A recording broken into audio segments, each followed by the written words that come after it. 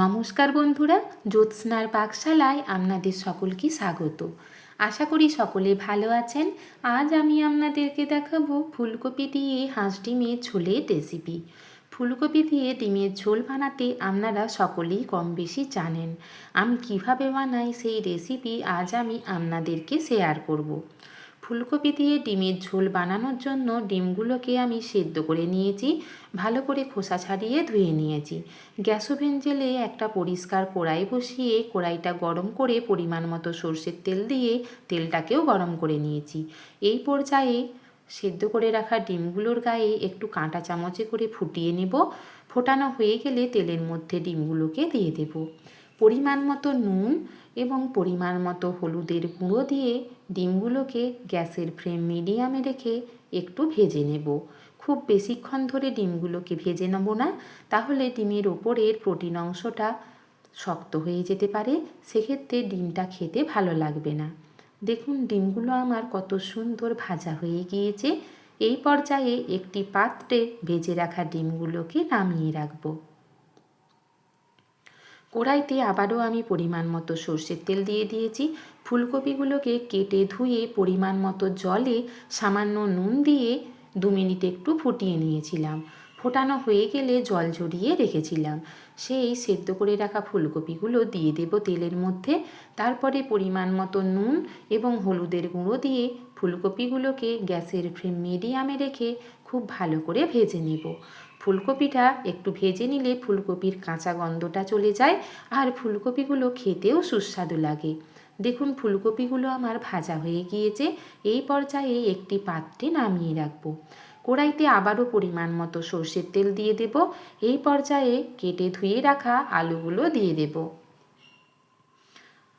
আলুগুলো আপনারা যদি পছন্দ না করেন সেক্ষেত্রে স্কিপও করতে পারেন।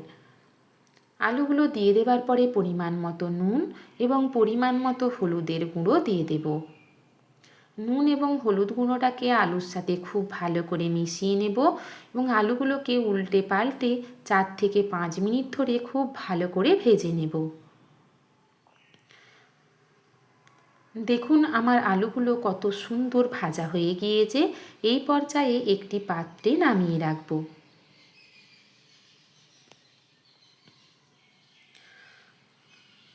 আপনারা আমার এই রেসিপি ফলো করে বাড়িতে অবশ্যই একবার ফুলকপি দিয়ে ডিমের ঝোল এইভাবে বানিয়ে খাবেন।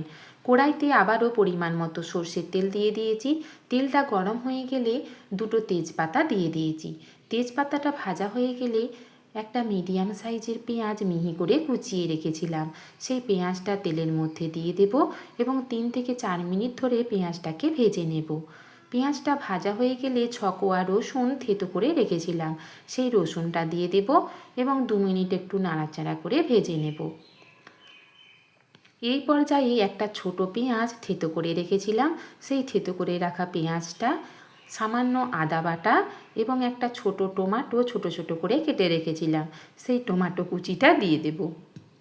এই সমস্ত কিছুকে যাতে তাড়াতাড়ি ভাজা হয়ে যায় সেই জন্য সামান্য পরিমাণে একটু নুন দিয়ে দেব। নুনটা দিয়ে দিলে পেঁয়াজ আদা রসুন টমেটো একটু তাড়াতাড়ি ভাজা হয়ে যায়। সব কিছুর সাথে মিশিয়ে নিয়ে খুব ভালো করে মশলাটা ভেজে নেব। এই পর্যায়ে কাঁচা পাকা লঙ্কা 2টো দিয়ে দেব। দেখুন মশলাটা আমার কত সুন্দর ভাজা হয়ে গিয়েছে, তেলও ছেড়ে এসেছে। এই পর্যায়ে ছোট চামচের 1 চামচ হলুদের গুঁড়ো, 1 চামচ জিরে গুঁড়ো, 1 চামচ ধনের গুঁড়ো এবং 1 চামচ লাল লঙ্কার গুঁড়ো দিয়ে দেব। ঝালটা আপনারা আপনাদের পছন্দ মতো বাড়িয়ে বা কমিয়ে নিতে পারেন। যাতে মশলাটা পুড়ে না যায় সেই জন্য সামান্য একটু জল দিয়ে মশলাটাকে খুব ভালো করে কষিয়ে নেব। আপনারা আমার এই রেসিপি ফলো করে অবশ্যই বাড়িতে একবার ফুলকপি দিয়ে এই ডিমের ঝোল বানিয়ে খাবেন। মশলাটা থেকে তেল ছেড়ে এসেছে। এই পর্যায়ে ভেজে রাখা আলুগুলো দিয়ে দেব। আলুগুলোকে মশলার সাথে খুব ভালো করে মিশিয়ে একটু কষিয়ে নেব। কষানো হয়ে গেলে ভেজে রাখা ফুলকপিগুলোও দিয়ে দেব।